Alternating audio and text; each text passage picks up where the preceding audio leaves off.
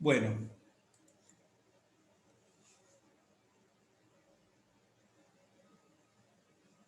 Muy bien.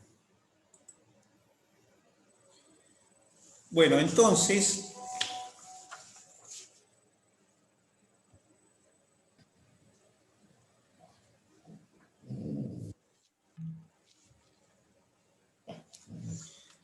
decía,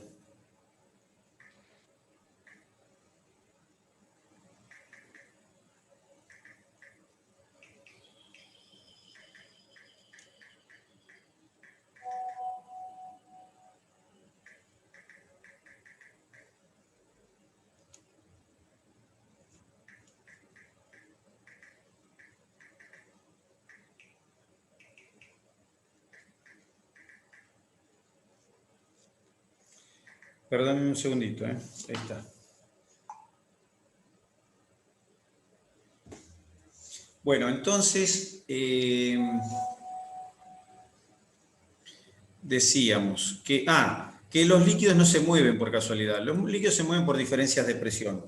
Y en nuestro sistema, lo que modifica la presión, es decir, la presión está relacionada con el número de moléculas que hay.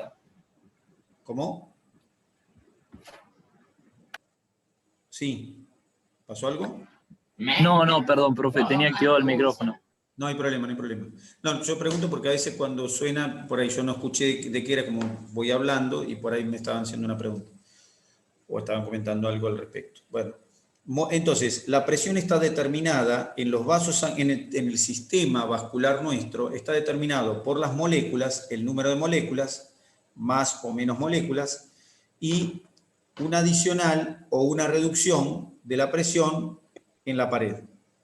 ¿Está bien? Adición o reducción de la presión en la pared, que está dado por la fuerza producida por el corazón o por la fuerza producida por los vasos. ¿Está bien? O sea que la presión depende de esto. Cuando hablo de las moléculas,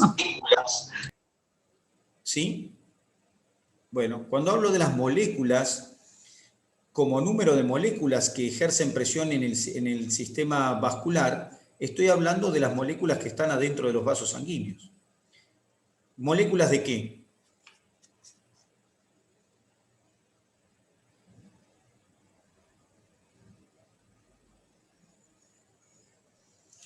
Moléculas de agua, moléculas de sales, moléculas, o sea, de solutos, moléculas relacionadas con las células, o sea, todas las moléculas, principalmente la de agua y solutos. Entonces, según este criterio, si tengo más moléculas dentro del vaso sanguíneo, ¿voy a tener más o menos presión? Más. Bueno, más. ¿Y cómo puedo haber un ejemplo de cuando tenga más moléculas y cuando tenga menos moléculas? ¿Algún ejemplo simple? Voy al desierto y estoy 2 días y me dieron una cantimplora con agua y encima pinchada. ¿Qué va a pasar ahí con las moléculas que hay dentro de mi torrente sanguíneo? ¿Van a ser mayor cantidad o menor o las mismas? Menor. ¿Y por qué? Tiene que explicar, ¿no? Lógicamente. Porque transpirás y largás las moléculas de agua, digamos. Además, por el calor. Porque eliminás líquido y no estás consumiendo. Bien, entonces, ¿qué va a pasar con el plasma? Deshidratación. El líquido va a tener menor cantidad de líquido, exactamente nuestro plasma, se deshidrata nuestro organismo y dentro de esa deshidratación disminuye el volumen plasmático, el volumen de sangre, disminuye el volumen real. Bueno, esa disminución de volumen real trae aparejado número menor de moléculas. ¿Y qué va a pasar entonces con la presión? Va a bajar. Va a bajar. ¿Qué espero encontrar con el tipo que estuvo jugando 6 horas al tenis sin tomar líquido al sol? Espero encontrar una hipotensión, una presión más baja. Por el contrario, si una persona tiene una presión más o menos baja, una de las indicaciones que le voy a dar va a ser ¿qué? Con respecto al líquido. ¿Que tome más agua? Que tome Que se hidrate. Claro, tome mucho líquido, ¿está bien? Número de moléculas, tan fácil como eso, inicialmente. Después vamos a ver algunas cosas más, pero por ahora eso. Y después adiciono reducción de la presión de las paredes. Y ahí tengo a mi amigo el corazón. Mi amigo el corazón va a imprimir una presión determinada, ¿está bien? Una presión determinada al volumen de sangre que hay dentro del corazón y va a desplazar ese volumen hacia los vasos sanguíneos. Si la fuerza de ese ventrículo de contracción es mayor, entonces va a imprimir una mayor presión a los vasos sanguíneos, mayor presión a la cavidad donde está la sangre, la va a impulsar más y va a imprimir una mayor presión también en el sistema. A su vez, los vasos sanguíneos también pueden imprimir presión. Si el vaso sanguíneo tiene un diámetro y luego tiene un diámetro más pequeño, entonces la contracción va a producir un aumento de la presión en el pasaje a través de él, siempre y cuando se mantenga el mismo flujo de volumen, porque si a la vez que yo reduzco cae el flujo de volumen que pasa, obviamente no va a haber modificaciones, pero con el mismo flujo de volumen, si yo reduzco el tamaño del vaso, la presión tiene que aumentar, por esto de que disminuye la superficie. Bien, entonces estas circunstancias son las que van a modificar la presión por un lado del sistema, pero por otro lado le van a permitir al corazón generar una diferencia de presión para generar un desplazamiento. Es decir, el corazón va a generar una diferencia de presión tan significativa que va a poder producir un desplazamiento de la sangre desde él hacia los tejidos. Después vamos a aprender que la sangre no vuelve de los tejidos por el corazón. Habitualmente ustedes piensan que la sangre vuelve desde los tejidos porque el corazón está bombeando, pero eso no sucede así. El corazón sirve para mandar la sangre hacia los tejidos, pero no para traerla de vuelta. ¿De acuerdo? Bien. Entonces,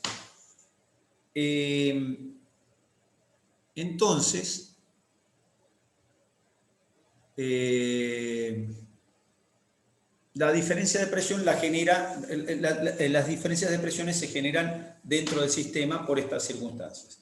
Y el corazón, en particular, es un generador de diferencia de presiones. Bien, hasta ahí estamos. Ahora, para producir la diferencia de presiones, ¿el corazón qué hace? El corazón reduce la superficie de exposición a la sangre. ¿Está bien? Y para reducir esa superficie, lo que hace justamente es contraer la musculatura. Es decir, la musculatura de las paredes.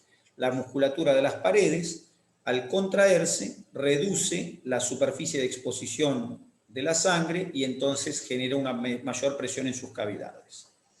Bien, para poder hacer eso entonces, la pared del órgano tiene que estar formada por músculo. Efectivamente, nosotros ya sabemos que es músculo liso, músculo estriado cardíaco, el que forma la pared del órgano. Por lo tanto, lo que vamos a ver es cómo se contrae ese músculo liso como parte de lo que vamos a investigar, o lo que vamos a ir viendo. Profe, entonces cuando se contrae, ahí se genera la presión y la sangre, ¡pum!, o sea, viaja. Se produce eso de que, ¿no? Cuando el corazón se contrae, se reduce, Claro. se reduce la superficie de contacto con la sangre, por lo tanto se está generando una mayor presión en las cavidades y eso desplaza la sangre hacia otro sitio que tenga menor presión. Si hablamos de las aurículas, lo que van a desplazar es hacia los ventrículos cuando estos estén relajados, sin presión, y cuando hablamos de los ventrículos, estos van a desplazar hacia los vasos arteriales que van a tener menor presión que los ventrículos. Pero lo que hacen es generar la presión de desplazamiento. Bien. Entonces, para hacer esto necesitamos necesitamos musculatura, un miocardio, estructura contráctil. Pero, a su vez, para que el miocardio se contraiga, necesita un estímulo. Cada fibra muscular requiere de un estímulo. Y ese estímulo, ahora vamos a investigar después de qué se trata, ese estímulo que se genera permanentemente y se propaga a través de las fibras del corazón, ese estímulo se transmite a lo largo del corazón por el sistema que vimos ayer, el sistema cardionector, que ahora se llama sistema de conducción. Entonces, tenemos que aclarar que en el corazón existen básicamente dos tipos de fibras.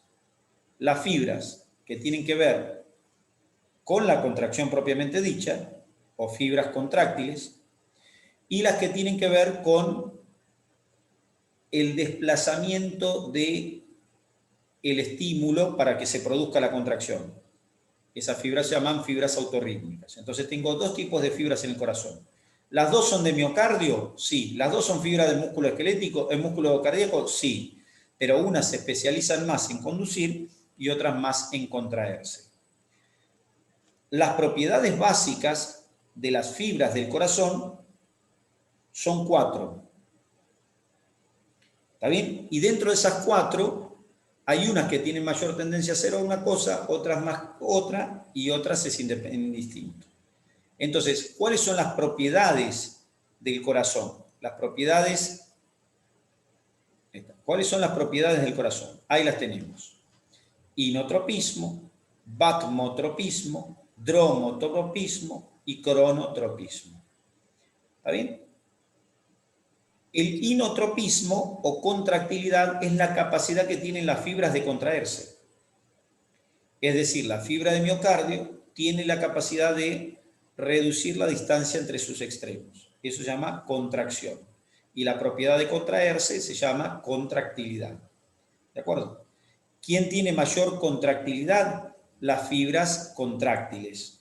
¿Sí? Es acortar la longitud y las fibras que hacen esto son las fibras contráctiles principalmente. Las fibras que producen la transmisión del estímulo para la contracción, ¿son capaces de contraerse? Sí, pero en mucho menor medida.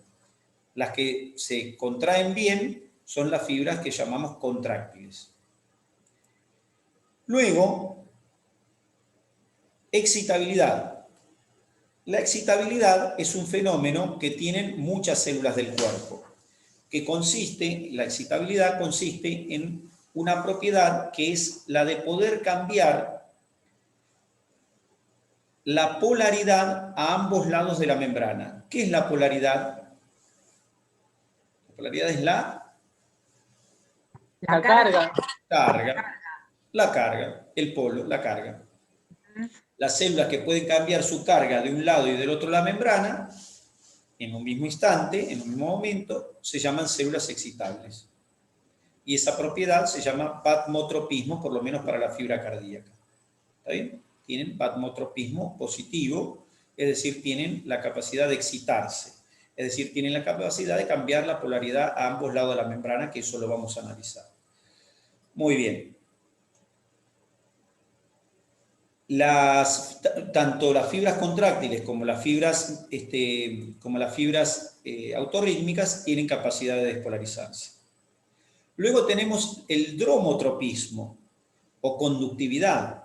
Quiere decir que una célula se puede despolarizar, como dice arriba, y esa despolarización se la puede pasar a la siguiente célula que esté al lado. Esa capacidad de propagación de la despolarización se llama dromotropismo o conductividad. ¿Está bien? Conducción de la despolarización. Y por último tenemos el cronotropismo, que este es propio de las fibras autorrítmicas, que consiste, o automaticidad, que consiste en generar la propia despolarización. Hay células que generan su propia despolarización. Esas células que generan su propia despolarización se llaman células autorrítmicas y esas células entonces tienen esa propiedad que se llama cronotropismo o automaticidad. ¿Está bien? Ahí tienen, entonces ven, inotropismo principalmente para la fibra contráctil. ¿Está bien? Batmotropismo es igual para las dos. Cronotropismo es más para el autorrítmico. Y la conductividad, acá está el dromotropismo, que está, el autorrítmico que está especializado en esto, pero las contráctiles también hacen dromotropismo. ¿De acuerdo? También pueden despolarizar a la célula que está al lado. ¿Está bien? Aunque no está acá marcado, esas células, las contráctiles pueden hacer esto, de despolarizar la célula vecina. Estas son las propiedades de las fibras cardíacas en general. sea que las fibras cardíacas tienen estas propiedades, estas son las características de las fibras en términos generales. ¿De acuerdo? En conjunto, lo que hacen sería contraerse, despolarizarse y transmitir la despolarización, que en realidad sería generar la despolarización, transmitirla y contraerse en ese orden. ¿Está bien? Bien. Entonces, ahí tenemos las propiedades funcionales de las células. Y esto nos dice que existen dos tipos de células, las fibras contráctiles y las fibras autorrítmicas. Y entonces ahora tenemos que estudiar un poquitito qué es el miocardio contráctil. ¿Qué estamos estudiando? Estamos estudiando el corazón desde el punto de vista funcional de bomba. Y por eso estamos estudiando las fibras cardíacas que hacen de bomba y estamos estudiando que cuando se contraen lo hacen porque les llega un estímulo generado por fibras que también son fibras musculares de ese corazón. Entonces, por eso estamos estudiando esto. ¿De acuerdo? Bien. Ahora, el miocardio contráctil y el miocardio autorrítmico están hechos de células, de células musculares. ¿Está bien? Perfecto. Lo primero que vamos a estudiar es qué significa despolarizarse. ¿Qué es la despolarización? Vamos a estudiar despolarización y acortamiento de longitud. Es decir, vamos a estudiar batmotropismo y cronotropismo y el inotropismo y vamos a tratar de describir de qué se trata eso. Bueno, primero el fenómeno de despolarización. Bien, nosotros sabemos que a ambos lados de una membrana plasmática,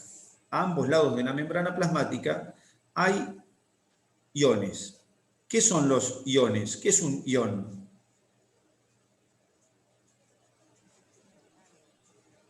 Una molécula con carga. Bien. ¿Es una carga? Es una molécula con carga. Está bien. ¿Está bien? Cualquier molécula con carga es un ion. Perfecto. Sabemos que a ambos lados de la membrana hay iones. Eso lo sabemos. Quiero que me nombre por lo menos 3 iones que hay a ambos lados de la membrana plasmática. Dentro de la célula, fuera de la célula. A ambos lados de la membrana plasmática hay iones.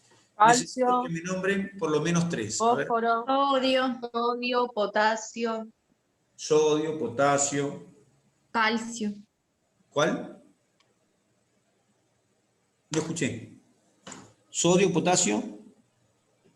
Calcio, magnesio, Calcio. calcio, Bueno, magnesio. perfecto. Magnesio. Está bien. Perfecto. Cloro. Sodio, potasio, cloro. ¿Está bien? Y después para ahí, para adelante lo que quieran. Bicarbonato, incluso pueden nombrar, esos que me nombraron son elementos, pero podrían haber nombrado moléculas. Fosfato, bicarbonato. ¿Está bien? Moléculas que tienen carga. Cuando hago la sumatoria de las cargas de todas las moléculas que están cargadas afuera y hago la sumatoria de todas las moléculas que están cargadas adentro, obtengo un tipo de carga, que podría ser una carga positiva, una carga negativa o podría haber una carga neutra. Yo pregunto, en el extracelular, ¿cómo es la carga, la resultante de la carga de la sumatoria de todas las moléculas cargadas eléctricamente? ¿Cómo es esa carga en el exterior de la célula?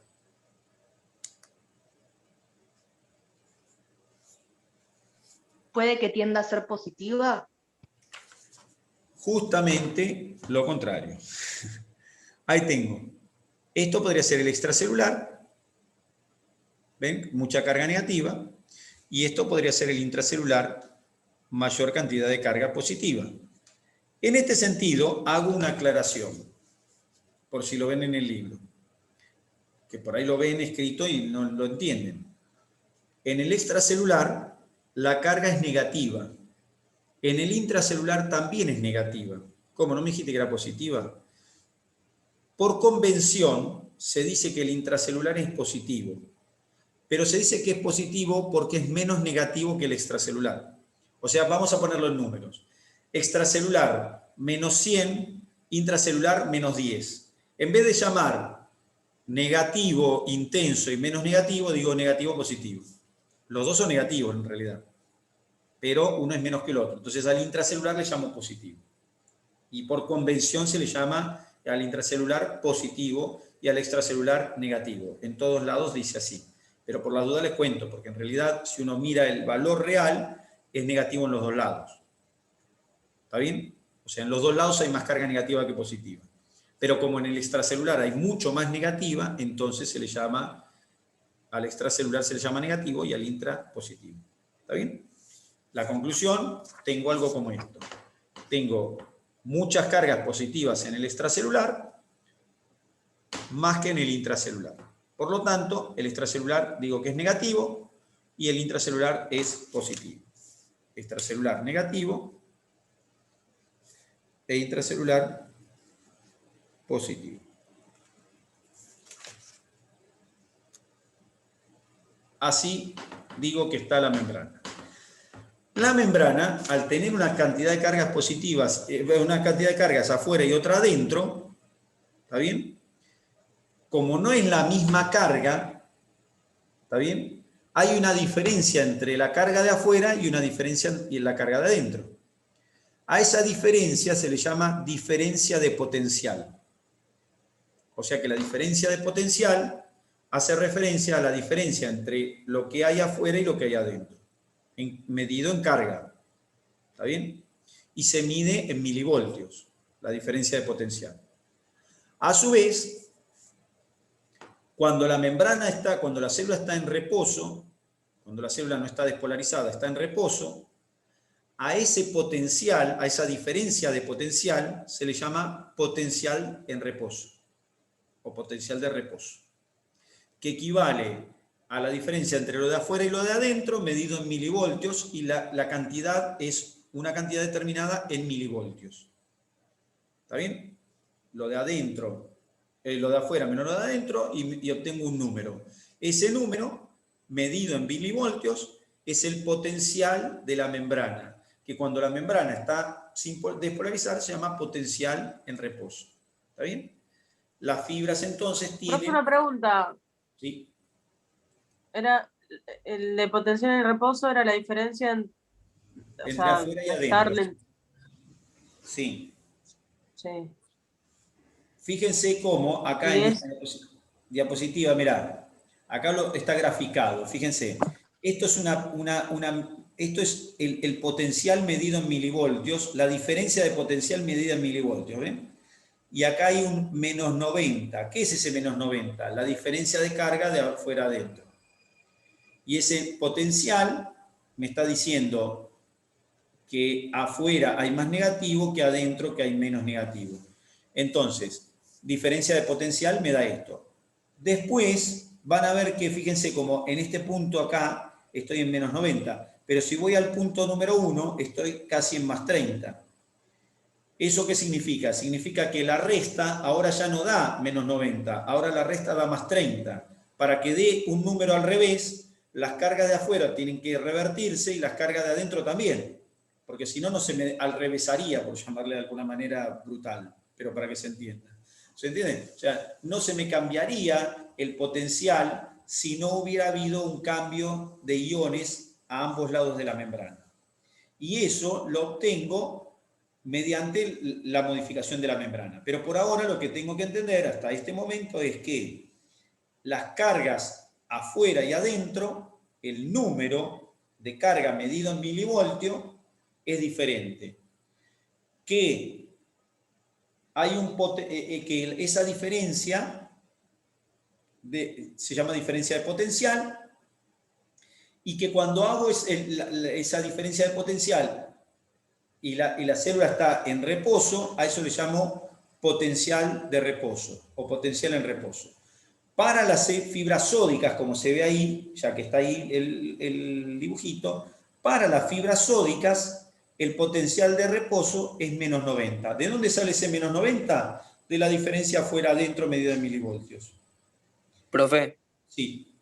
Entonces, quedaría que el potencial en reposo sería antes de la inversión de carga, de la carga del extracelular y el intracelular. ¿Cómo antes de...? No entendí, repetime la pregunta. Perdón. Claro, usted dijo que del menos 90 para el más 30 había una inversión de la carga. que Claro. cambiaba la carga. Imagínate, dentro del vaso hay una carga determinada y afuera hay otra. ¿La carga de dónde proviene? De la sumatoria, de sumar las cargas positivas y negativas que hay adentro y las que hay afuera. Afuera hay un número, adentro hay otro número. Ahora de repente, esto está así, ¿no es cierto? Y con mi mano tapando el vaso. Ahora de repente yo abro un poco el vaso, hago así, lo destapo y lo tapo. Entonces lo que está adentro, algo entra y otras cosas salen. Mido en ese momento y hay un cambio. A eso le voy a llamar despolarización. Antes de la despolarización, el estado en el que está la diferencia de lo de adentro y de afuera le llamo potencial de reposo. Después le voy a llamar potencial de acción cuando se está despolarizando y repolarizando, potencial de acción. ¿Está bien? ¿Se entiende o no? Y después vuelvo al potencial de reposo. Sí, se entiende. Y eso es lo que se ve acá. Se ve cómo las cargas se invierten y por eso cambia acá esto, cambia la polaridad, cambia el número cambia el número de polaridad en milivoltios porque se revirtió lo de adentro afuera, afuera adentro y después vamos a analizar esto, vuelvo de nuevo al potencial de reposo.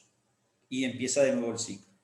O sea Profe, entonces, o sea, o sea, tiene relación directa con el sodio. Esto lo hace el sodio, digamos. Si no existiera eso, como que no podría ocurrir todo esto.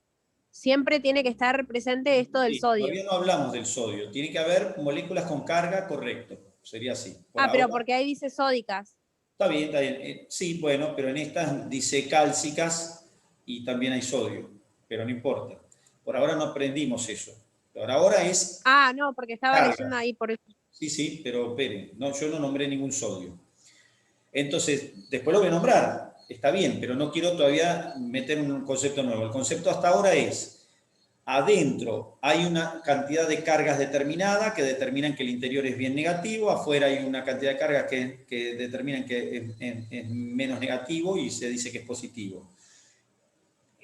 Eso se puede medir en milivoltios y puede hacer una diferencia entre afuera y adentro y entonces puedo obtener un número. Ese número me representa un potencial que se llama de membrana. En las células que no son excitables, ese potencial de membrana se mantiene prácticamente toda la vida igual. Pero en las que son excitables, el potencial de membrana se puede cambiar, se puede invertir. A ese proceso le llamamos despolarización. Es un proceso propio de las células excitables y requiere pasaje de iones de un lado al otro de la membrana. Hasta ahora eso es lo que nos interesa. Seguimos la semana que viene. Para los que les interesa, el domingo a las 20 horas estamos de vuelta por este mismo canal. ¿De acuerdo? Muy bien. Dale, profe. Gracias. Gracias, profe. Chao. Chau, profe. Chao. Gracias, chao, chao. Chao, profe, nos vemos. Chao. Los vemos.